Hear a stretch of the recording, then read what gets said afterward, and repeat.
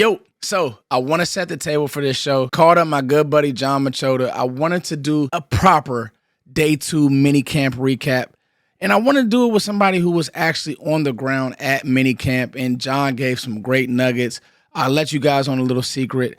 Brian Schottenheimer is already doing the right thing with CeeDee Lamb and George Pickens, using them in certain ways. And John Machota spoke on that. He spoke on Joe Milton's consistency. And I asked him, and we did a segment.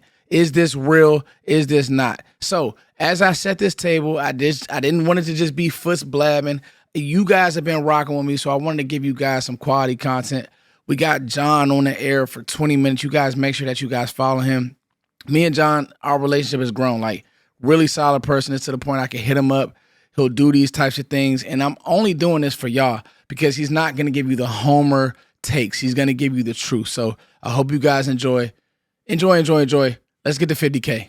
Love you guys.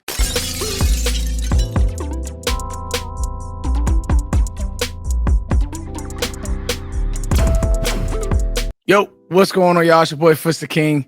You guys know the face by now, man. It's my buddy, John Machota. Here's Johnny. Different setting. Mini camp kind of recap, he's on the ground. And that's the thing about John. And what we're going to do today, and what I wanted to do today, is kind of ask John what's real, what's not, and what could possibly translate to the regular season, to training camp. And, you know, you're hearing reports. And what I wanted to do is say, okay, I got John Machota here. I got my access. I got my guy. He's my guy. John's my guy. He's feet on the ground. He was there. But he's going to tell us, like, okay, some of this stuff in, some of it not. But before I get to my questions, John, how you doing? And what did you see at minicamp before I even ask any of my questions that just stood out to you today as we recap day 2?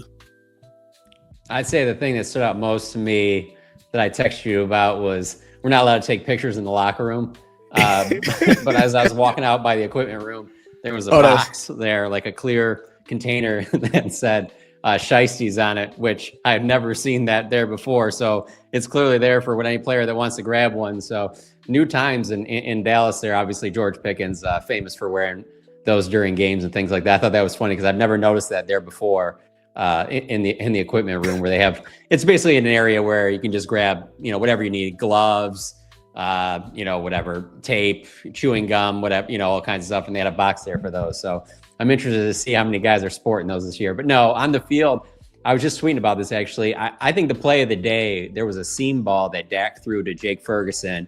Nice. And it's one of those things where just like, it was a touchdown. Sanborn was in tight coverage. There were a couple people in the end zone. I mean, it was a nice tight window throw, one that you've definitely seen Dak make before, a catch you've definitely seen Jake Ferguson make before. But it was just like, even just the way that like Dak pumped his fist, and you could just tell like how pumped he was to see it. And you're just not getting a lot of that in this type of setting, but you could just tell he knew that was a big throw. It was a big play that they made. I thought that was the most impressive because, again, like we've talked about on our other show, like I really put a lot of ranking on 1-versus-1s, and that's what that was. Not to say that there can't be good things that you see in the 2s and 3s, but that was your top guys on your top guys, and that was a big play. But continuation as far as CeeDee and Pickens go, both still look, absolutely like they have throughout OTAs and minicamp. They look the part. No reason to think that those two will not be successful. I will say this. Maybe I just didn't notice it in previous practices, and maybe that, today we got moved inside because there was a little bit of rain, and so we're at an elevated area so you can see a little bit more. But I noticed more today of different routes and stuff when they were lining up, where they were doing some stuff where CeeDee and Pickens were lining up next to each other and kind of running some stuff off of that. Because up to this point, there's been some of that, but not as much. Mostly it's been on CeeDee is on one side of the field, George is on the other, but particularly in red zone, which makes sense because then you got to pick your poison. You'd love to get a safety on one of those guys, and on one of those plays, Pickens did catch a touchdown coming across the back of the end zone where he was being defended by Malik Hooker. So that's the matchup that you want when you're playing on Sundays. You want George Pickens. Well, really, you want CeeDee or George to be on just singled up on anybody, but especially if you can get him on a safety. So that kind of stood out to me. In terms of where guys were lining up, pretty similar as it's been the last few weeks, where, again, Kenneth Murray, Jack Sanborn working with the ones at the linebacker spot. I would say that the most noticeable one was that Deron Bland's still on the inside with Izzy Mukwamu working on the outside. And so, and then the other outside was Elam. Elam has been an outside corner with the ones throughout all of this. So yeah. Now he did have a chance to intercept another pass like he did yesterday, but he didn't haul it in. But he was in position to make the play, and you can tell the coaching staff is very high on him right now. Like, you know, if they were gonna play a game, Sunday, he would be one of the starters. I'm very confident in that. On that. Yeah, they feel really good about him. And then talking about people that they feel good about, it's hard to not hear all the good things people talk about behind the scenes about Donovan Ezaraku, the second round pick. You know, wired the right way, hard worker.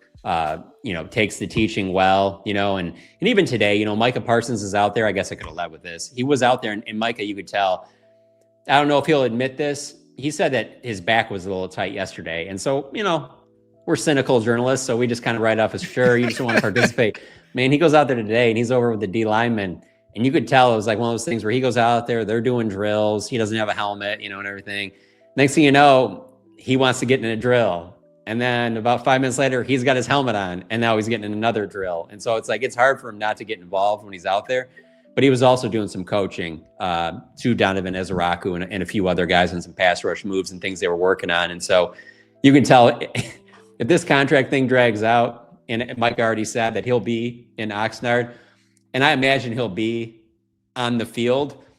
But if that contract's not done, he's not going to participate. But it's going to be hard for him to stay out of it. You know what I'm saying? Yeah. And you can tell White Cotton brings a lot of energy too. Nice. That, and Eberflus is over there and stuff like that. And I mean, even like, Micah the other day, when he didn't do anything, it was the first time I ever noticed him have like one of the, typically like you'll see a quarterback where that wristband that has like the play calls on it, you can Velcro it off and then there's play calls underneath. And he had one of those on for the defensive side. And I'd never seen him wear one of those before. So you can tell he's trying to get caught up on what Eberflus wants to do and things like that. And so he was out there. Saw Trayvon Diggs. He didn't participate or anything. He was kind of just hanging out off to the side. But, still great attendance. I mean, everybody's there.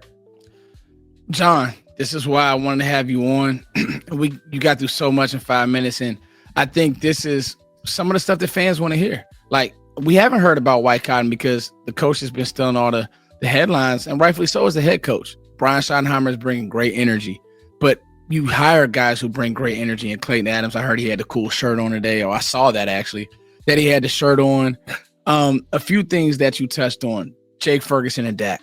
That's real. I was going to ask you about that. So that's real because we've seen that in game, in training camp, the whole nine. So that's cool. The fact that Micah can't contain him. So I just think that Micah's a football playing guy. And even the Shiesties, John, they're bringing out Shiesties for guys. Me and John are Nike bros. I mean, yeah. It's all locked in. So I appreciate you for doing this. Let me ask you this, John. So I'm seeing and I'm hearing that Joe Milton, depending on who you ask, is in. You said that he looked sharp yesterday. John, is this real? Is Joe Milton a player to you?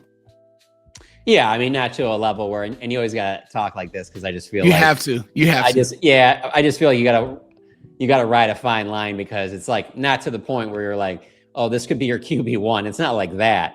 But yeah. When I'm out there doing, even if I'm not trying to subconsciously, and I don't know if it's fair to do this or not, but like I've talked to you about before, it's the constant where I'm like, how does this compare to a year ago with Trey Lance? So it's always Trey Lance for me, because, the hope was that maybe they got something out of Trey Lance and maybe he showed a little bit more, and he had his ups and downs, but ultimately it was pretty safe to say throughout that last season they were going to move on from him, Yeah. And I don't compare Joe to Cooper Rush because Cooper Rush was just such a seasoned, veteran that had been around and he knew the system. And then obviously he's just not the same player. The thing about Joe Milton is he just looks very confident, and obviously he has the big arm and all the athleticism. But the other thing is too, is that we just, in the setting that they're in right now, we don't get to see everything breaks down. Let me go and use my feet. Yeah. And that's there, obviously, Mm-hmm. And so that's one of those things that really makes you look forward to training camp, makes you really look forward to the preseason games, because obviously there's no reason to play Dak in these preseason games. That's Joe Milton's time to get really that's Joe Milton's time to build off of what he did in that final game with the Patriots against Buffalo, where he had such a strong finish. And I keep going back to that because I just really feel like he left the Patriots to come to the Cowboys on a high note. So it makes sense why his confidence would be super high. Whereas with Trey always said the right things, but it was always kind of like there's got to be a point with Trey where he's probably a little disappointed that he was this top 5 pick and it didn't work out in San Francisco, and they're trading him for a 4th round pick, and he's probably like, there's probably a little bit of that kind of affects your confidence and things, to that sort. But yeah, I mean, there's definitely times where Joe Milton throws a bad ball, but he throws a lot of really good balls, and he throws a lot of them where he's throwing with confidence. And it just, like I said, it just really excites you for those preseason games where he's going to be playing just such a huge chunk of them. And then going into them, he'll have that chance to game plan, and he'll have the guys on the same page. And the other thing is, too, is it's like, I don't really expect to see CD and Pickens in these preseason games, but this will be a good chance for Joe to play with. You'll probably get some Tolbert in there. Mingo, he made another nice catch or two today, building off of yesterday. So that'll be a nice thing to see. And then I even think you could probably work Turpin in there in a variety of ways, even in some of these preseason games. We saw him run the football today out of the backfield, a little way to kind of mix some things up. So that was an interesting little tweak. But, I just think that Joe will have some guys in these preseason games where it's not like he's just throwing to a bunch of guys that don't have a chance to make the team. Like, he should probably be throwing to some decent receivers so you can really kind of see what you have there. But yeah, I haven't seen anything or heard anything to make me think that fans shouldn't be very intrigued by what Joe Milton could be. I think too, sadly, there's this line in the sand with Dak. And I think, John, you're the perfect person to ask, because people don't notice you're not a Cowboys fan. You cover the team. And so that's why getting you on here is so important to me, because I'll be deemed as a Dak hater, and there'll be people who love Dak. And like, John is very like, listen, I'm going to call it what it is. And so with Milton, you have no reason to lie or no reason. And I think so many people are like, oh, he's going to take over for Dak. Well, you don't know that. So for me, I've always said if Dak is hurt, you don't feel like your season is over. That's been my ceiling for it, right, John? Anything else after that, if he takes over in the long term, amazing, like, great story, right? But I just don't want another season railroad, and I don't think that fans will want that either. John, before I let you go, I want to ask you 2 more questions, and I appreciate you doing this. Fans are going to love this one here. Just getting that raw mini camp straight, like we say on the Cowboys Collective, straight from the brick to the bottle. And John, hey, to be honest with you, this is a good time to be doing this because there's a practice tomorrow, but it's a walkthrough. So these last 2 days are pretty much the end of real practices until we go to Oxnard. This is it. And you getting it straight from the brick. John is that guy to the bottom. Johnny, Mingo, I thought about this today and I tweeted this out. I don't know if you saw it. I know you're busy. You know why Mingo is intriguing? Because of how much they want to run the ball and how good of a blocker he is. You're not going to ask George Pickens to block. You're probably not going to ask CeeDee Lamb to block. You may run people off with those guys, but that's where I've said to myself, you just said, and I was going to ask you, is this real? He's stacking days and he's a physical player. John, do you see some of this stuff now translating as he starts to put good days together? It could. It is tough to do the physical part just because they are really not trying to be too physical, especially when a back gets to that second level. The last thing they want is any guys going to the ground and, twisting an ankle or a knee or anything like that. So there's times where, like, for example, like I told you, Turpin had the carry today off to the left side. Right when the carry was over, I turned, I was sitting by Todd Archer in the stands, who covers the team for ESPN. If anybody doesn't know, I think you guys probably do. He's been doing it for a long time. And we were both kind of going back and forth, like, well, what do you think that goes for in a game, And I thought, because if you're just watching the practice, you're like, man, it's like a 30-yard carry, but it's probably less. It probably would have went for, 5, 6, 7 yards. Whatever. It was locked up correctly. The play design was great. And it was interesting to see them work that in, but they're not really trying to tackle and hit. So the physical part, I haven't noticed as much, but yeah, there's no question that when you see Mingo's size and his athletic ability, that he's going to be able to do that stuff. And let's be honest, he's going to want to get his nose in there and do everything that he can. He wants to show what he can do as well. He's in a position where he needs to have a big year, whatever role that could be, let's be honest, he's one injury away from having a big role. If Pickens is to be out or something like that happens, like he's the next guy up. Like Pickens made a catch today, and he was in for a few plays, so he comes out. Mingo's the next guy in. So you have to have, like we've talked about many a times, 4, 5, 6 quality receivers, and it looks like they're shaping up to have that now that you insert Pickens and it moves everybody else down a slot. And they look like they should have some good weapons there. The other thing is, though, that I thought of when you talked about the running thing is I do think that you're going to see them do a lot, not that they didn't before, but a lot more of that 2 tight end, and that's where you could see Brevin span Ford, I heard he had a good, I heard Brevin's been really, not to cut you off, John, but I heard he's been really like getting run with the ones and like really been like, this is a thing possibly. Absolutely. Yeah, no, it would not surprise me at all if we say we're, I don't know, a month into the season and he's the number 2 tight end, Now, obviously, Schoonmaker has a good preseason, good training camp, then he's probably the guy. But Brevin span Ford, man, like I feel like the entire time that he's been on this team, his arrow keeps pointing up and it keeps going in the right direction. And he's a big body dude. So, I mean, that's what you want, especially in the run game and stuff like that. And then that's the thing, like he can catch, but he's coming from, Minnesota, and then he's an undrafted guy. So a lot of people don't see that part of his game, but I mean, he's got hands. So that's another aspect of the potentially in the running game where you can have that extra tight end in there who emerges in that. Obviously, if John Stevens can stay healthy, he certainly looks the part every time he's healthy, but he's been having a hard time staying healthy. So the tight end room is talented if they stay healthy. Last one here, John. Donovan Ezaraku. Now, it's tough because they're not tackling to the ground. They're tagging off. I just want to ask you a specific question, John. Do you see the burst, right? Because I'll never forget after he was drafted, and you said, well, you look at some of these guys and they look like football players. If you're standing next to Donovan Ezaraku, you're probably not saying, oh man, this guy's some bulky football playing Jesse. But John, do you see the burst? Do you see the athleticism? Do you see the change of direction? Yeah, there's no question. I mean, that's the thing. Like he seems very confident. He doesn't seem like, like some hesitant rookie that doesn't really know what he knows that speed and athleticism, what gets the job done for him. Yeah, gets him paid. And that definitely stands out with him. No question. The only thing about him is just the guys ahead of him, like we've talked about before.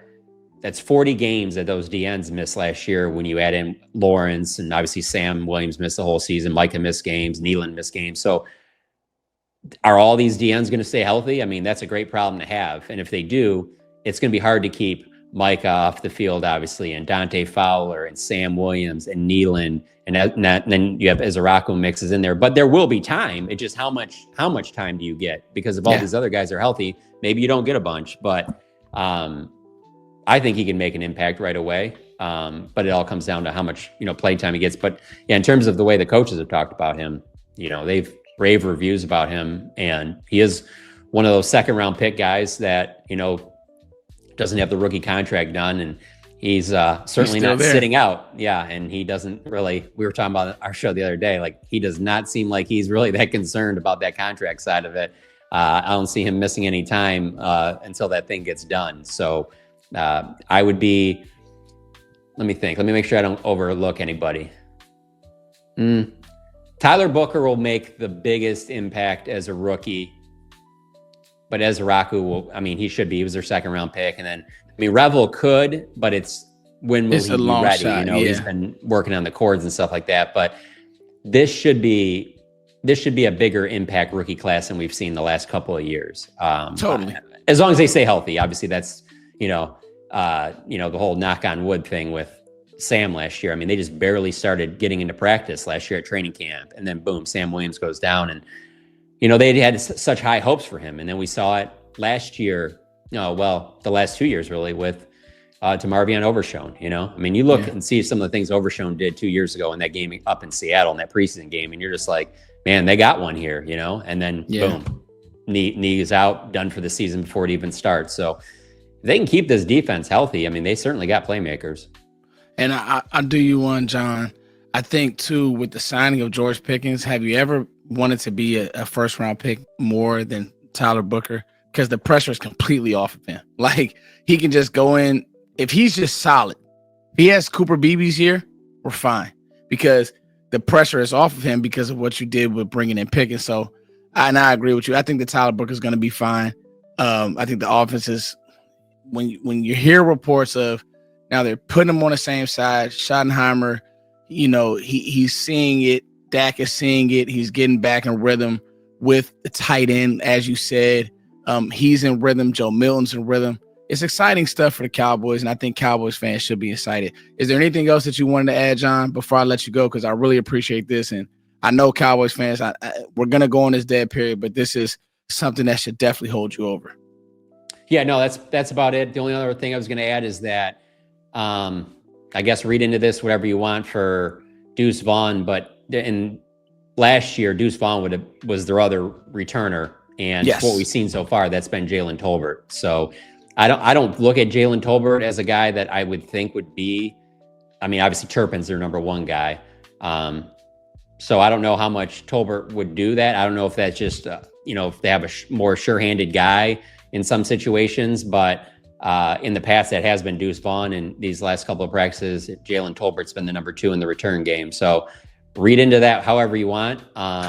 Between that and then the fact that the team drafted 2 running backs, it just seems like it's an uphill battle for Deuce. But really, to be honest with you, I won't forget Kevontae Turpin's preseason game where it was like all it takes is a few plays, and if Deuce was to hit a couple big plays, all of a sudden when you're trimming down to the 53, you start making some hard decisions for some people. So again, they're not tackling to the ground now. Don't read too much into anything in the run game. That'll be decided in preseason out at training camp, but that will definitely be one to look forward to for sure.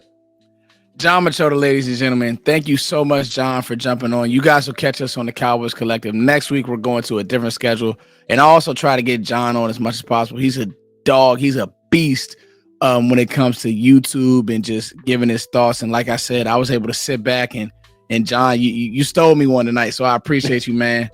You guys make sure you also follow John Machota, and if you're going to use his videos, just make sure you tag him. All right. We love you guys. Peace.